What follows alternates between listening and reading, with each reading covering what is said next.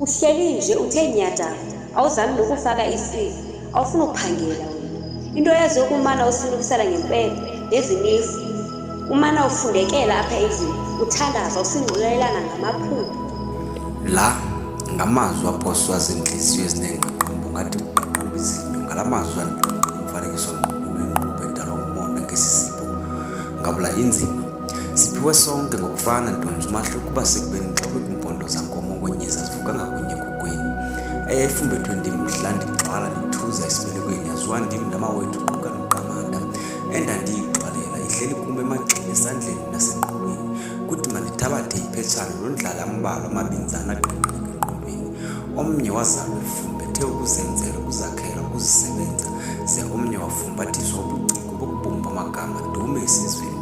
Salubenza imiqabo nibe nifuna bahambe bebanga amafa abangadibananga nawe esizweni.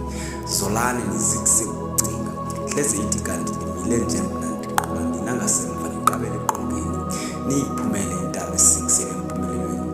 Akukho kwanciciso ndiyityala ubani esizweni eyam iminqweno izolile engqondweni awam amaphupho ayoze afezeka kudanga ezantsi xa kufuneka ndiguqele ndibambelele entolweni.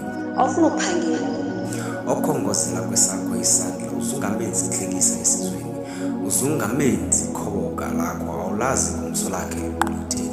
Ubomi bomntu buguquka ngokuphanyaza kweliso, izidalwa zakuthi ziyayiqonda ngelami ingomso ukuba zihleleni.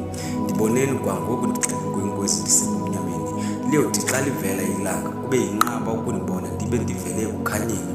Niyothi ndiphakamele esizweni ndibe ndisenza iinzame zokubeka into ithile etafileni. Ndileli qaba lomgquba elingenaxesha lokuqala emswaneni. Ndiphila ngokholo ndiyayiqonda isitulo sethemba sophulwanto. Uzukhumbule nexabiso lenqila ziwa mhla yophuka ithemba lokuba kuyawudeda ubumnyama kuvele ukukhanya lilo eliqhubela phambili.